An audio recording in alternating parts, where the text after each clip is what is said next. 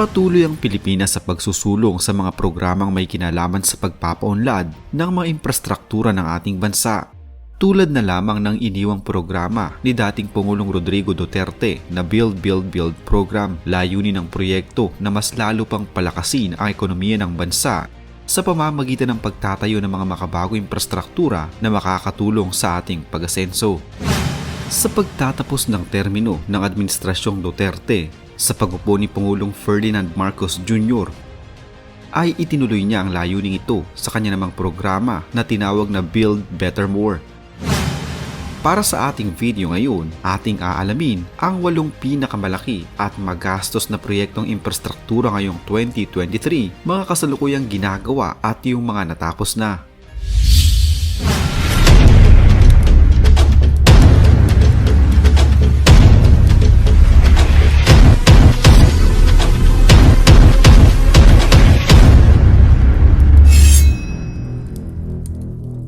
Isang paalala, ang video na ito ay ayon lamang sa aking sariling pananaliksik. Hindi ko nais na pilitin ang sino man na maniwala sa videong inyong matutunghayan. Kung hindi kayo kumbinsido sa mga impormasyon at taliwas ang inyong paniniwala sa kaalamang aking ilalahad, maaari kayong gumawa ng sarili ninyong pagsisiyasat para sa inyong kakontentuhan. Ang videong ito ay gabay lamang sa mas malalim na kaalaman at pag-intindi at hindi gawa ng isang profesional. Naniniwala ako na malaya tayong magbigay ng opinyon at suhestyon bilang malayang mamamayan ng Pilipinas. Maraming salamat po. Una yung Bataan-Cavite Interlink Bridge Project. Ayon sa Department of Public Works and Highways o DPWH, ang naturang proyekto ay may habang 32 kilometro na babaybay sa Manila Bay. Ito ay isang 4-lane bridge na mag-uugnay sa Mariveles, Bataan papuntang Naik, Cavite. Iniulat pa ng DPWH Chief na 70% ng kompleto ang Detailed Engineering Design o DED ng proyekto. Oras na makumpleto ang proyekto, mababawasan na ang travel time sa pagitan ng Bataan at Cavite mula 5 oras ay magiging less than 1 hour na lamang. Nagkakahalaga ang nasabing bridge project ng 175 billion pesos na pinondohan sa pamamagitan ng Official Development Assistance mula sa Asia Development Bank. Target na makumpleto ang proyekto sa loob ng 5 taon o sa ilalim ng termino ni Pangulong Ferdinand Marcos Jr. Una nang inilahad ng DPWH na kapag natapos ang Bataan-Cavite Interlink Bridge Project, ito ang magiging pinakamalaki at pinakamahabang iconic bridge sa bansa. Pangalawa yung Malolos-Clark Railway Project. Nasa 48.08% na ang overall progress rate ng Malolos-Clark segment na bahagi ng North Sound Commuter Railway Project o NSCR. Ayon sa Department of Transportation, patuloy ang paggawa sa proyekto. Kapag natapos ang 53 kilometers Malolos to Clark Railway Project, inaasahang magiging 30 minutes na lamang ang biyahe mula at patungong Malolos, Bulacan at Clark International Airport mula sa kasalukuyang 1.5 oras. Nasa 340,000 pasahero ang kayang maserbisyuhan ng proyekto kada araw. Tampok din sa proyekto ang state-of-the-art facilities, gender equality and social inclusion features at ang kauna-unahang airport express ng bansa. Kamakailan ay binisita ni United States Senator Tommy Duckworth kasama sina Department of Transportation Secretary Jaime Bautista, Asian Development Bank at iba pang mga public at private partners ang proyekto. Tinatayang aabot sa 1.7 bilyong dolyar o katumbas ng 80 bilyong piso ang inilaan na pondo para sa naturang proyekto. Inaasahang matatapos at magiging operational ang railway project sa taong 2025. Pangatlo ay ang New Clark City. Ang New Clark City ay iminungkahi ng nakaraang Pangulo ng Bases Conversion Development Authority o BCDA na si Arnel Casanova noong 2012 na magtayo ng isang green and disaster resilient na lungsod sa Capas, Tarlac, hilaga ng Metro Manila. Ang lungsod ay tinayo bilang tugon sa krisis sa klima na nagbabanta sa Metro Manila at upang maging isang bagong sentro ng ekonomiya para sa bansa. Ang pagpapaunlad ay nagmumungkahi ng 9,450 hektaryang lupain na kinabibilangan ng ilang sityo o nayon kung saan nakatira ang mga komunidad na Aita. Ang mga sityo na kasama sa mga hangganan ng New Clark City Development ay Santa Lucia, Sapang Kawayan, Kalangitan, Binyayan at Mauricia. Mayroong ilang iba pang mga sityo sityo sa labas ng hangganan na maapektuhan ng pagunlad bilang resulta ng pagkasira ng ekolohiya at pagbubuklod sa lupain. Ang 607 bilyong pisong New Clark City ay popondohan sa pamamagitan ng Public-Private Partnership Program kasamang ilang lokal at international na korporasyon at institusyong pinansyal. Ang gobyerno ng Pilipinas ay nangako lamang ng 59 na bilyong piso para sa pagpapaunlad at ang iba ay popondohan sa pamamagitan ng pinaghalong investments at loan.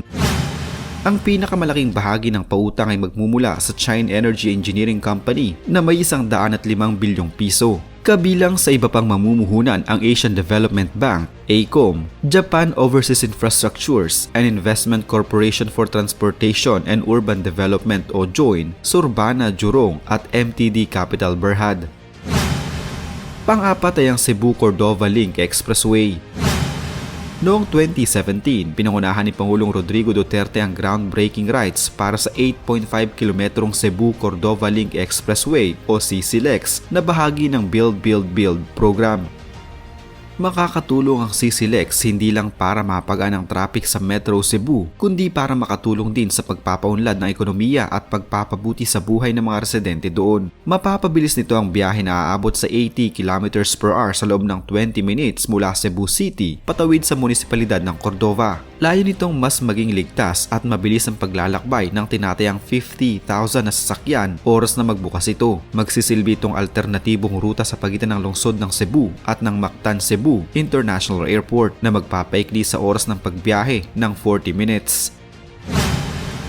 Panglimayang Metro Manila Subway Project.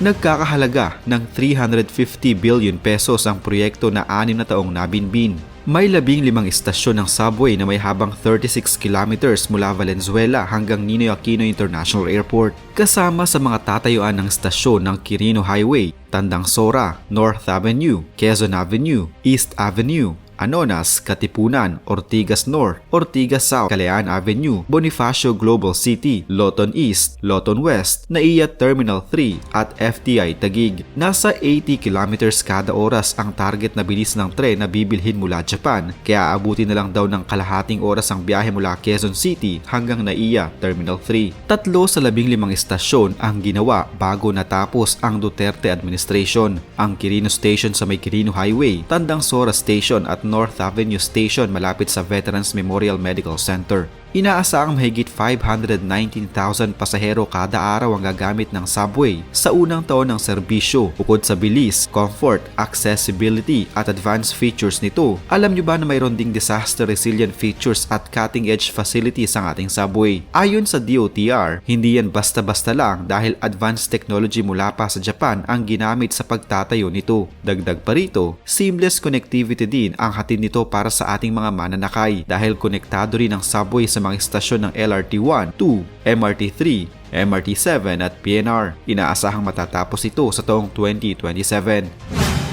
Pang-anim ay ang BGC Ortigas Center Link Road Project. Natapos ang kalsadang ito noong pangtaong 2021. Nagkaroon lamang na maliit na pagkaantala dahil na rin sa pandemya noong mga panahong iyon. Ginawa ang kalsada para mabawasan ang dami ng sasakyang dumadaan sa EDSA at C5. Ang BGC Ortigas Center Road Link ay 11 minutes na lang ang biyahe mula BGC hanggang sa Ortigas Central Business District at pabalik. Noon kasi, mula BGC patungong Ortigas, tanging EDSA at C5 lamang ang dinaraanan ng mga motorista.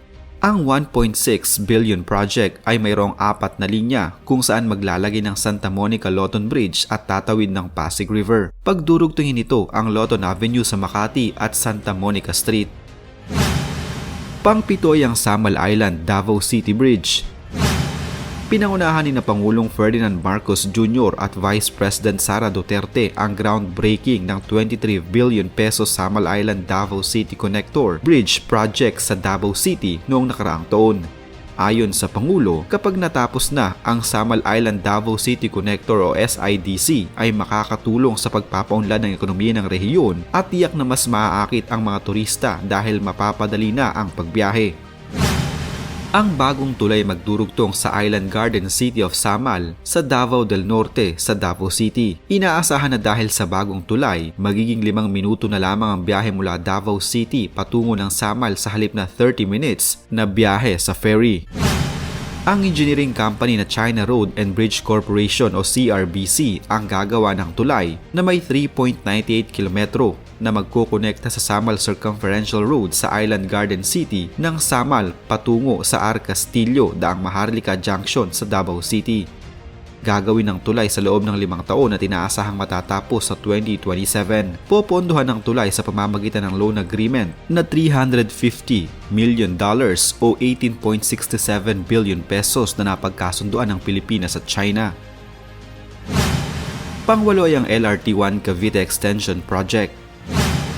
Kumpiyansa si Department of Transportation Secretary Jaime Bautista na magiging operational na sa Setyembre 2024 ang Cavite Extension Project ng Light Rail Transit Line 1 o LRT-1. Ang 11.7 kilometrong proyekto ay mayroong 8 stasyon na siyang magkokonekta sa Baclaran, Parañaque, City of Bacoor, Cavite. Ito ay joint venture ng DOTR, Light Rail Transit Authority o LRTA at ng LRMC. Sa sandaling maging fully operational, ang LRT-1 Cavite Extension Project ay inaasahang makakatulong upang mabawasan ang travel time sa pagitan ng Baclaran at Bacoor sa Cavite ng hanggang 25 minuto na lamang mula sa kasalukuyang 1 oras at 10 minuto. Makakatulong rin ito upang madagdagan ang kapasidad ng rail line mula sa kasalukuyang 500,000 ay magiging 800,000 pasahero kada araw. Isa na namang kwento ng pagbabalik tanaw sa kasaysayan ang naitampok natin ngayon. Huwag kalimutang i-like ang video ito at mag-iwan ng komento sa ibaba ng mga nais nyo pang malamang kwentong kasaysayan sa Pilipinas. Mag-subscribe na din para lagi kayong updated sa mga pinakabagong video dito sa Kasaysayan Pinoy. Magandang araw po at mabuhay ang bansang Pilipinas!